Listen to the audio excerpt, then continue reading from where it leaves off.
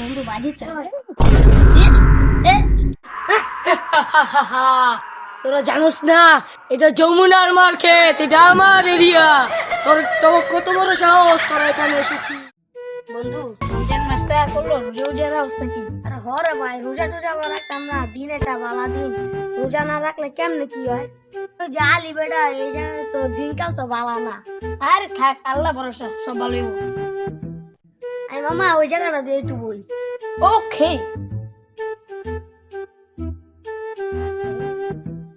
আরে বেটা এনো জানলি এই জায়গাটা তো আমার সুবিধা মনে হইতাছে না, আবার বেটা অনেক ডর করতেছে বেটা। আমার ডরার কথা কোন বাদ দে, একটা কথা শোন।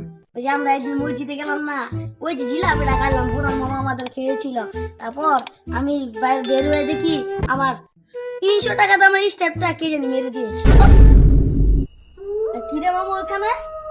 আরে কিছু না কিছু না, আরে বিলেগুলো তারপর মামা আর স্টেপটা পাইলাম না।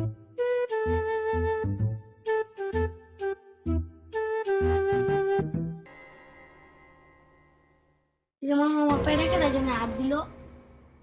কেউ না এদিকে কেটে হাত দিব। আরে বেটা এদিকে কেউ নেই, কে তোর শরীরে হাত দিব? এদিকে কেউ একটু নেই, দূরে দূরে তো কেউই দেওয়া যায় না। স্টেপের কথা বাদ দে, সেদিন তো জিলাপিটা তুই গেছিলি কেন দেখ দেন?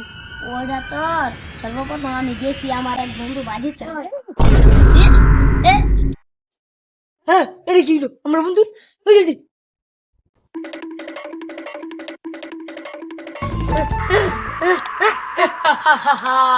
তোরা জানোস না এটা যমুনার মার্কেট, এটা আমার এরিয়া। তোর কত বড় সাহস তোরা এখানে এসেছিস? দূর মিয়া কাস্টমার লোক ধুর বেটা, কাস্টমার ডাক বেটা, দাঁড়া। एक बार धोखा खा चुका हूँ, दोबारा नहीं खाऊंगा।